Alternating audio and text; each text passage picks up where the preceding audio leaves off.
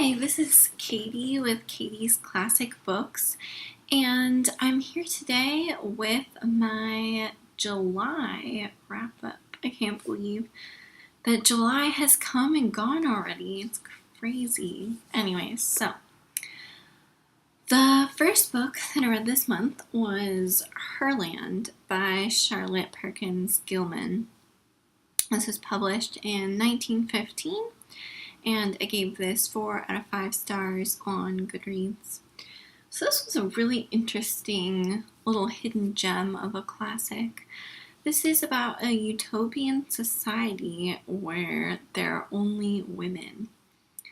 So the story follows these 3 men, Van Dyke, Terry, and Jeff, who decide to try and find this utopian society that's, I believe it's like hidden somewhere in the Amazon, and try to see what it's all about. So they all end up there, and they're the only men to have ever set foot in Herland. And what they find is a very matriarchal society, and it's very interesting. I thought this was so brilliant because I felt like it addressed some things that some feminist literature does not. Like, of course I want women and men to be equal and all of that, but I just become disappointed with a lot of feminist literature, to be honest, because it has to do with, like, women doing things that men are allowed to do and that they've been excluded from.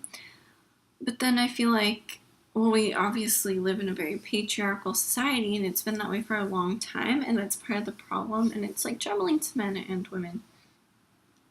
But I feel like when feminist literature just discusses the fact that women are excluded from things that men can do, it doesn't address like a big root of the problem. Because I feel like we do need more feminist ideals and ways about more feminine ways of going about things than we do, and this addressed that because this book created a utopian society and a matriarchal society, and it was brilliant. Like, it addressed so many problems of just our world. Like, I know it's just a book and it's just this little utopian, but I thought the world that was created was brilliant. Like, in this land, there is no crime or punishment. The food supply is really well thought out. Like, and the whole land is beautiful. Like, none of it is like ugly or run down because there's such a community-oriented attitude. You know, it's not like one man all out for himself. It's all about like their sisterhood and their friendship, and there's a huge emphasis placed on motherhood and the importance of that, and so they very much care about their children and, you know, the younger generation, so they do things with that in mind. And anyway, so the food supply is well thought out, and everyone has enough food, and the land is very well cultivated, and it's beautiful, and education is such an integral part of everyday life that children don't even have to go to school. There's just some things that everyone's taught, and then when a child leans towards a specific focus, then, you know, they're only taught that. So education is more enjoyable, and they don't even realize that they're learning at such an integral part of life, and so children don't end up in like prison-like school systems with authority, and everyone has equal education, so everybody's equally educated. Anyways, so it was just a very lovely society, as, you know, is expected in a utopian, but it was just seemed to have solved a lot of problems. It was just a very caring, community-oriented society, and more like this beautiful matriarchy to counteract the patriarchy. And yeah, I don't know, it was one of the best like feminist things that I read in a long time, and I mean, this is from 1915, so that's crazy, and I don't know where this has been hiding, but it was awesome. And in it, the three male characters are kind of used to describe certain types of men. Like our narrator, Van Dyke, through him we just kind of explore the society. He's kind of open-minded and just wants to, like, learn about it. And so we just kind of get it from his very open-minded perspective. But his two friends are kind of like male stereotypes, which were kind of interesting. Like, Terry was very misogynistic and, only had interest in women that were beautiful and kind of only liked them if they were of, like, sexual interest to him, basically. And so it's interesting to see his relationships with the women of Herland, and one in particular, and how he relates to it. And then Jeff was a little nicer. He was like your typical, like, Southern gentleman who just thinks everything women do are just lovely and nice. And, he doesn't just care about the pretty women, but he, cares about all the aunts and grandmas too, and, like, just thinks females are lovely, which is an interesting perspective. But he got on in Herland better than Terry. So through them, you kind of saw two different male perspectives, but that weren't necessarily, like, the most open-minded or, like, accepting of women in a more, like, true way. Anyway, so they were interesting, and the society was interesting. It was definitely more just an exploration of these kind of ideas than, like, a very well-built story or, like, very intriguing characters. The characters were just means to explore certain concepts. And in that way, it reminded me of Brave New World by Aldous Huxley. I felt a similar thing with that book. I feel like the characters were just, like, vessels to explore certain concepts, and it wasn't necessarily, like, a good character study or something like that. Anyways, so yeah, I really enjoyed that. I thought it was very fascinating. And then also included in this is Charlotte Perkins Gilman's short story, The Yellow Wallpaper, which, gosh, when was that published? We shall see. It's published in 1892.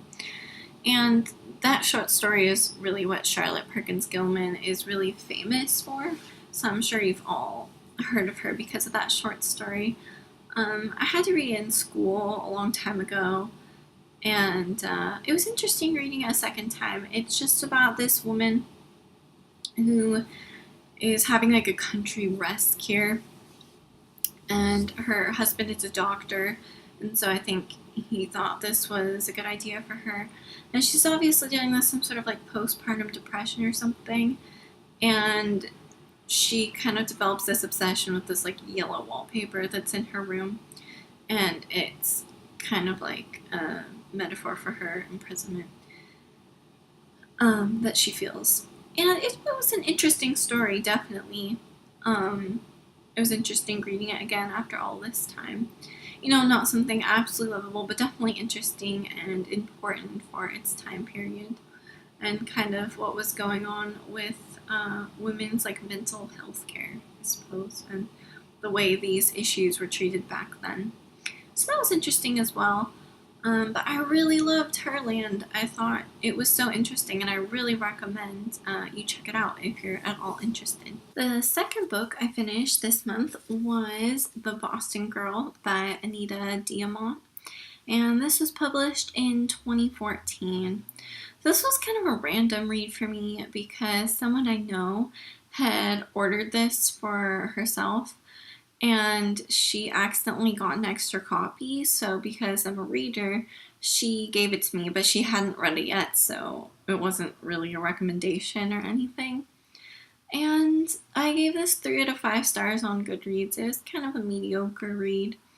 It tells the story of this girl named Addie Baum, and she's telling it from her older perspective. She's like a grandmother when she's telling it, and she's, like, telling the story to her granddaughter. And so Addie grew up in, like, the early 20th century to Jewish immigrant parents, and so she's sort of like a first-generation American in times that are changing, and the roles of women are changing. and stuff like that. I think the device of having her tell the story from her older perspective was really unnecessary, and I forgot half the time that she was doing it. Like, you could not hear that in her voice, that, you know, it's a grandma telling the story of her younger life to her granddaughter. I didn't get that at all, so I thought that was just unnecessarily thrown in, and I forgot about it half the time. Gosh, other than that, the writing was underwhelming, that's for sure. It was, like, not very well written. And just the story is kind of underwhelming. Like, after a while, like, I liked it. It wasn't bad, but I just didn't love it. At first, it reminded me of A Tree Grows in Brooklyn by Betty Smith, but, like, a not very good version of that. I kind of got away from that after a while. The beginning really reminded me of that, and A Tree Grows in Brooklyn is a classic, and so that just can't be outdone, you know, and I really enjoy that story, so it was like a less good version of that for a while. She was an okay character. Like, there's a lot of reviews and stuff, like, on the inside and whatnot, and it made it sound like Addie was this, like, fabulous character, and while I liked her, she wasn't, like, that wonderful, and I thought this might be a little bit more about, like, her upbringing with, like, her Jewish parents and how they found it hard to, like, you know, integrate in a new country and stuff like that, and about the immigrant experience. But it really didn't dwell on that too much. It did dwell a lot on, like, Addie being a woman in, like, these changing times, and that was kind of interesting. It just wasn't anything, you know, different or groundbreaking or memorable or anything like that. So it ended up being okay, but definitely not too fabulous. It was kind of like fell into this genre that I like to call, like, mediocre historical fiction. I love historical fiction. It's something I read a lot. And when you find a good one, you know, it's wonderful. You know, if it's, like, higher brow, like, more literary. But then there's some that you think might be like that, and they're just really mediocre and not very interesting, and there doesn't seem to be too big of a point to them. And this was that. But like I said, this was kind of a random read. Somebody just gave it to me, and it wasn't even, like, recommended by them. They just happened to have an extra copy. So yes, I wouldn't necessarily recommend this. Not terrible, but not my favorite. The third book I read this month was We Have Always Lived in the Castle by Shirley Jackson. This was published in 1962, and I gave this 5 out of 5 stars on Goodreads. So, this was a delightfully creepy story. And it's from the perspective of this girl who's about 18. Her name is Mary Catherine Blackwood, and she's called Mary Cat in the book as a nickname. And she lives with her older sister Constance and her uncle Julian on their family estate. And the rest of their family is dead. Because one night, someone in the family, most likely, put sugar or arsenic in the sugar bowl, and it killed off most of their family members, except for Uncle Julian, because he didn't take that much sugar that night, so it just made him very sick, and he's rather an invalid now. And then Constance didn't like sugar on her fruit. And Mary Catherine was sent to bed that night without dinner, so it's rather mysterious. So the 3 of them are living on this estate, and they're really secluded, and the village people don't like them because they think one of the sisters is a murderer. And so they're rather shunned from the village, and they keep to themselves. Mary Catherine goes into the village twice a week to get the food they need, but she really doesn't like it. And Constance never leaves the house at all, and neither does Uncle Julian. And Mary Catherine has, like, this rather obsessive love for her sister, and she wants her little world to remain intact and perfect. And one day their cousin Charles comes to visit, and Mary Catherine doesn't like that. She doesn't want her perfect little world disturbed, so things go on from there. This was told from the first person perspective of Mary Cat, and I loved being in her head. She was so strange. She's just strange and disturbing and odd and superstitious. But it's so interesting to be in her head. She's very, like, quirky, but yeah, she definitely has this violent streak, and yeah, her superstitious tendencies are really funny and strange, and I liked that aspect of the book. It added this, like, weird magical aspect to it. Like, she's always, like, burying things all over the estate to, like, protect from different things. Like, she thinks it'll protect them, and then she comes up with these, like, words. She'll come up with 3 words. I forget what she came up with once, but they're like Pegasus, like something else, and if anyone says them, then they won't be protected. But if, she comes up with these 3 words and nobody says them, then nothing bad will happen. I don't know, it's like this strange thing she comes up with, and yeah, so she's always coming up with these strange, like, superstitious things like that, and she likes to talk to her cat all the time, and when she's in the village, she pretends she's on the moon, and she always talks about this, like, fake place, like, on the moon that she lives in. I don't know, so she's just very odd. She seems a lot younger than she is. She seems much more childlike, like this, like, rather dark, disturbed child. Yeah, she's very interesting. And yeah, and Constance on the other hand is just so pleasant and so, like, domestic and whatnot. There's so many descriptions of food around Constance. She's always making things, and she's always in her kitchen or in her garden. And I thought the use of, like, setting associated with the 2 sisters was really interesting, because, like I said, with Constance, it's like, cause she's the one that doesn't go anywhere, so her world seems very small. She only goes in the kitchen and the garden, and she's very domesticated, and she's very associated with, like, sustenance, and she's kind of the sustenance of, like, Mary Cat's world. Like, Mary Cat's world revolves around Constance. Constance is, like, the only one that, like, gives her world any meaning and sustains her. So I thought that was interesting. And then Mary Cat's always, like, wandering around in the forest surrounding their home, and which kind of works because she's kind of wild and feral. So yeah, so I thought that was interesting. And yeah, this was just a fabulous book. It was just, storytelling wise, I thought it was, like, almost perfect. If there is such a thing, but it was a fabulous, really weird, dark exploration of character. Shirley Jackson's writing was fabulous, and it was just creepy, yet it was charming. It's such a weird mix, because I'd say this was so creepy and so charming, and that doesn't really seem to go together, but yeah, it's darkly charming, I guess you would say. And I enjoyed this so much. This was the second time reading a Shirley Jackson novel. The first being The Haunting of Hill House, which I also really liked.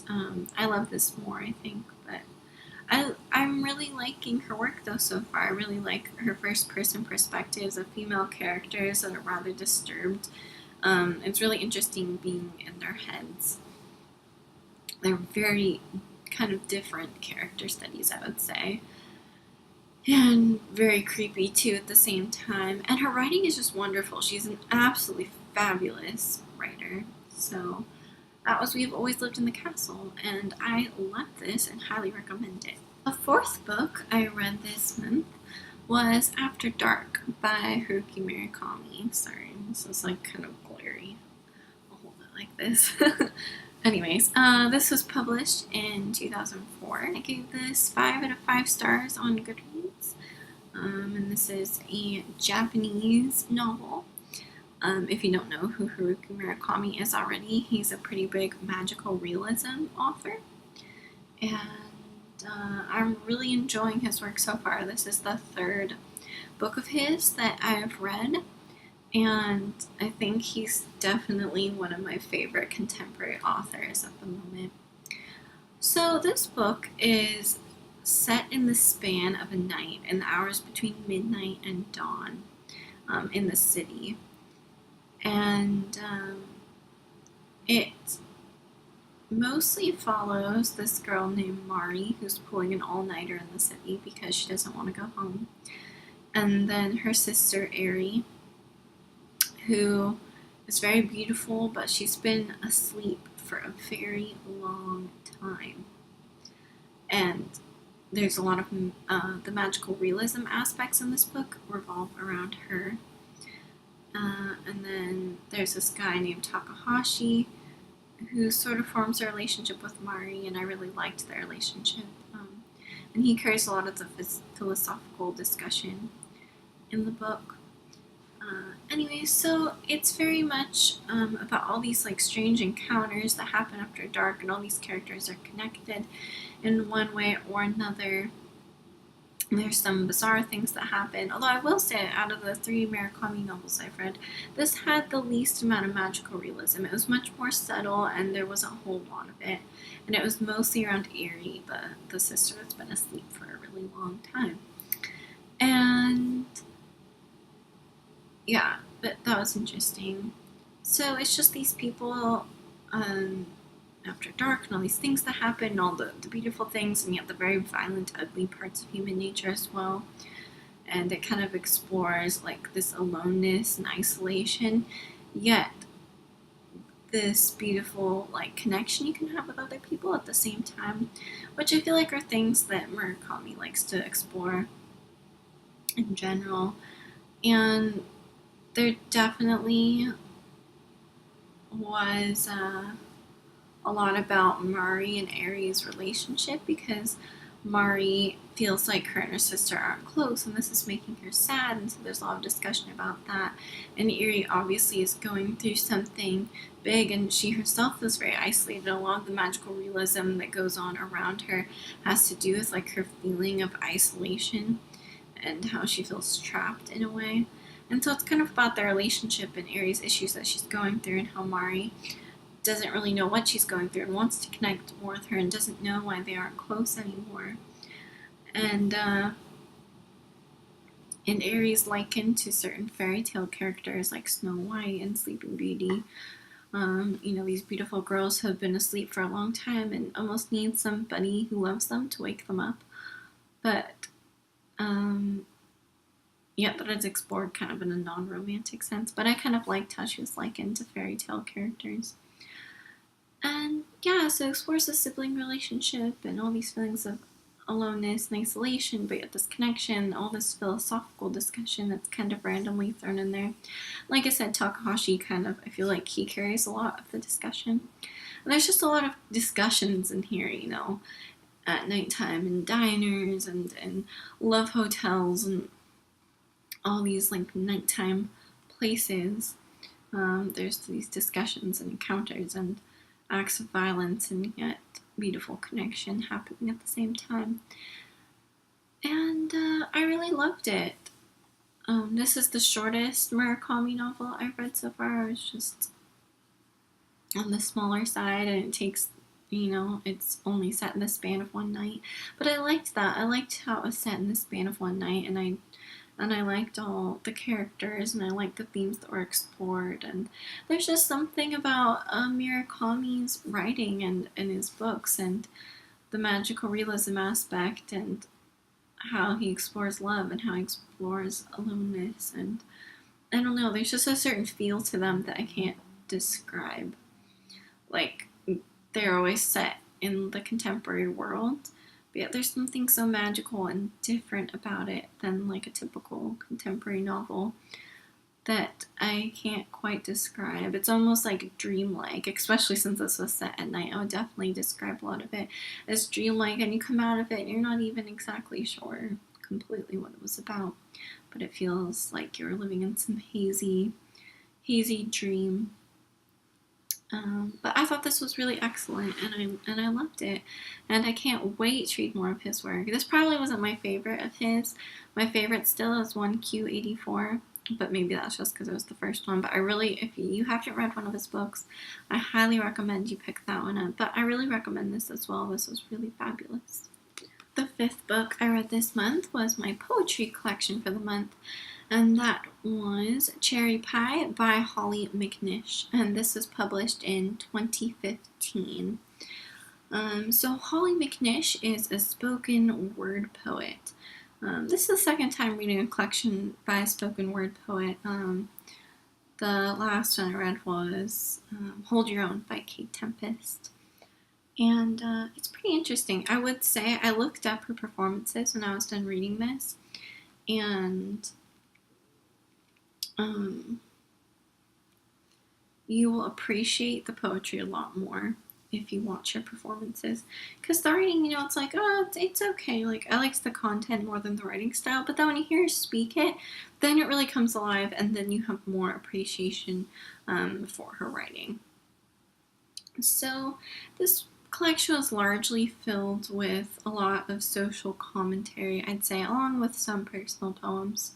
I do feel like this was marketed wrong because it said these are all poems that were inspired by her grandparents, and I did not see that at all. There were a few at the beginning that were kind of about her grandmas and how they've influenced her. But the rest were, social commentary and social criticisms, mostly. So some of my favorite poems in this collection, let's see, one dealt with, there are a few that dealt with some feminist topics that I did think were good, like some problems with the media and body image and stuff like that. But there's one that's really interesting because I haven't seen that discussed too much. It was called Cupcakes and Scones. And it was about how our culture is obsessed with keeping females little girly. How the schoolgirl thing is considered sexy, and how this little girly food has made a comeback, like lollipops and pretty cupcakes and stuff like that. I don't know, it was kind of interesting. I hadn't really seen or heard anything that was criticism like that. So I thought that poem was kind of funny and interesting. There's another poem that I really liked called Humans, and it was about winter and kind of how humans are disconnected from their animal nature, how we force ourselves to keep going throughout the seasons and in winter and push ourselves through the cold and the dark to keep working and keep doing our thing when animals hibernate and they're in tune with the seasons, and how we aren't at all, and how it kind of goes against our nature and just makes it difficult. I don't know, I liked that. I thought that was an interesting little perspective. It was kind of a short poem, but I thought that was an interesting little perspective. What else? There was... Oh, I know. One of my before I get to my favorite poem, there was another one called Spin, I think it was, and that was a more personal poem of hers, kind of reminiscing on her teenage years, and I really liked that one as well. And then there was one called Touch, which was the penultimate poem for me in this collection, and it was about sex and touch and affection, and how we've gotten away from real human connection, what with all the porn that people are watching and our technological culture, how we've gotten away from really connecting with people on a soul level, and away from really making love, and I don't know, it really struck a chord in me because I don't know, it's something I definitely noticed in our society, and just this craving for real human connection, in terms of sexuality and whatnot, and the craving to, be touched and to make love and all this, and how, porn and just our very technological social media, very, I don't know, kind of distant culture, I guess. There's like this distance we're creating between people. And how it's affected our human relations. And I don't know, it was kind of a long poem, and I thought it was really powerful, and it was my favorite. Besides that, what else? This collection had lovely like little illustrations throughout it, and it added to it, made it really nice. There's one like really tiny poem, but it had my favorite illustration. Let's see if I can find it. It's called The Moon. It was really tiny, but I thought it had the prettiest artwork. See how beautiful that is. It's heavy. Let's see if I can show you more to give you an idea. Something like that. Yeah, I don't know. So they're just different. There were like a few fun things in here. Like there's a poem that's like a comic strip. That's kind of cool. And then there were like 2 recipes thrown in here, which I thought was funny. One was like a cupcake recipe that followed up that one poem called Cupcake and Scones. And it was kind of, I don't know, a sarcastic little poem, I guess. And then there's one that actually is like a recipe she really recommends. And she threw that in like halfway through the poetry collection. Just because you've sat down or read this poetry collection midway through, you should go and make yourself some food. So she threw in a recipe. And I thought that was kind of funny. So, of course, mostly serious, but I like it when like a few like random kind of fun things are thrown in like that. I don't know. It always keeps it interesting. So overall, this was a good collection, and I like some of the points she made. I thought the art was cool, added to it, and but I really recommend checking her out as a spoken word poet. Even if you don't want to read this, I recommend watching her performances because she makes it more powerful, and I like seeing the flow of like spoken word poets. This was a good read. I gave this 4 out of 5 stars on Goodreads. The final book I read this month was Outlander by Gabaldon, and this was published in 1991.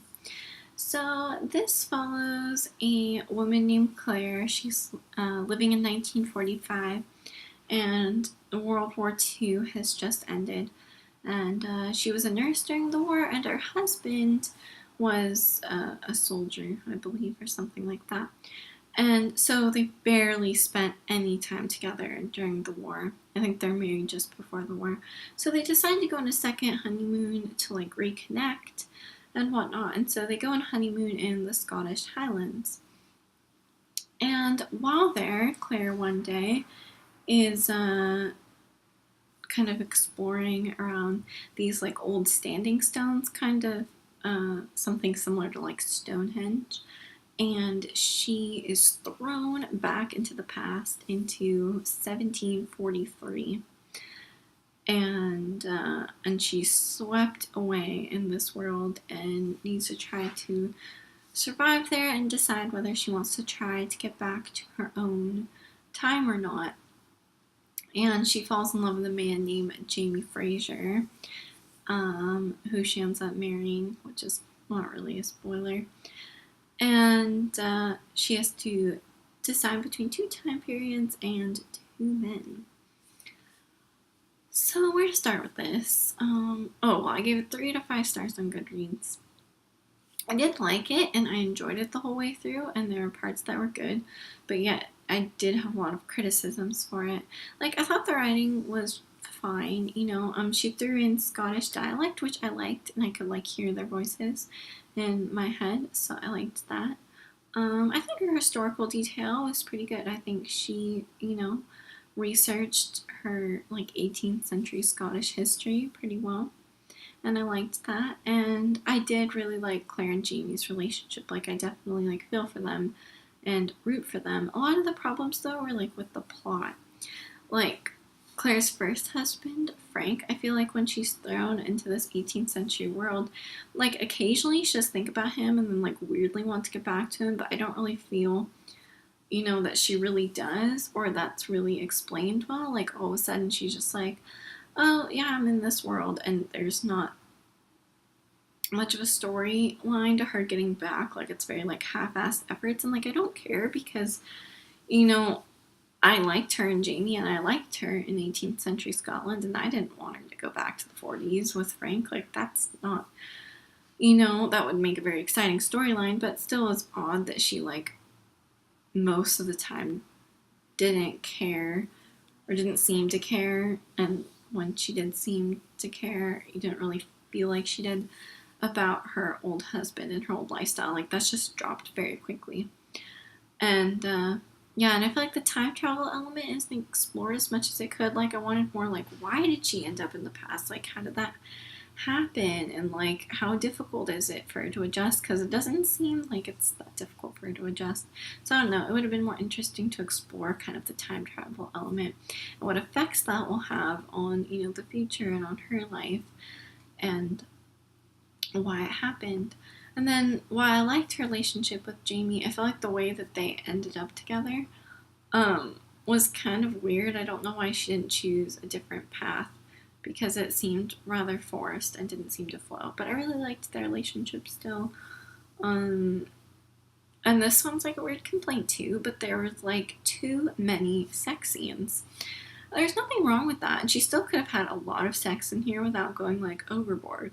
But it was like taking kind of an average couple that's first together and has a lot of sex and telling us about every single time they have sex. And it becomes like, I don't know, excessive. Like, she could have just told us about the important occasions, like the first time they ended up together, or like, I don't know, this one particular day where something really important happened and it was really romantic. And I don't know, like, she could have just told us like more spread out, like a few times, which still would have been a lot, but more exciting rather than like every single time. Because for a while it was really like that, and I was like, why is she telling us about this? Like, this is getting like mundane, it's not even exciting anymore. So that was kind of weird, but it's okay. So there were a few like violent moments. Like, there's a weird like kind of violent night between Jamie and Claire, and that's like the one thing like I actually really didn't like about their relationship. I don't know, it was kind of random. And there was a lot of weird violence between like the villain of the story, this man named Jack Randall, and Jamie, and I don't know, it was like weird and violent and like kind of sexual, and I don't know, I don't really know why those elements end up being a huge part of the story, but I don't know, that was kind of odd. What else? Yeah, so there were just some plot things I didn't understand why certain things were like in there at all, or like some things were just too excessive, and just the reasoning behind certain things just didn't seem to make sense. Yeah, but other than that, like, it was good. I enjoyed the historical element. The Scottish dialect was fine. I did like Claire and Jamie's relationship. There were just problems in plot, and this was her first book, and you can kind of tell, I feel. This was made into a TV show that's really popular. It's like half the reason I kind of wanted to read it, because I'd heard beforehand, I'd heard a lot of mixed things. A lot of people said it wasn't good, and then some people were like, actually, it's kind of good and it's fun. Kind of like, what do you call it? A guilty pleasure read. And I was like, I couldn't decide whether I wanted to pick it up. And I was like, you know what? Why not? Because I thought the concept was interesting. Anyway, so it was made into a TV show, and so I've started watching it. And it's making a good TV show so far. Like, I think this makes a good TV show because they can take some of the elements that were like flawed in this, and not all of them, and kind of put it into the TV show format. So while this may not have made the greatest book, like, it's actually making a good TV show. So anyway, so overall, like, fun, okay, I enjoyed it, not excessively so, but has some problems with it, like, not the greatest work of literature ever, a lot of problems with the plot. So, if you have interest in picking this up, I won't discourage you. Maybe watch the TV show instead. I mean, if you're a TV show person, or do both, why not? But it was okay, not highly recommended though. Anyways, that was all the books that I read in July. I hope you enjoyed this video, and I will be talking to you guys next month with my August wrap-up. If you've read any of these books, or want to chat to me about them, please comment below. You can also follow me on Tumblr and Goodreads, so I'll put links to those below as well. And if you want to read like full-length reviews that I've written for all of these books to get like a more like in-depth opinion of them, you can check those out on both Tumblr and Goodreads as well. So yeah, bye.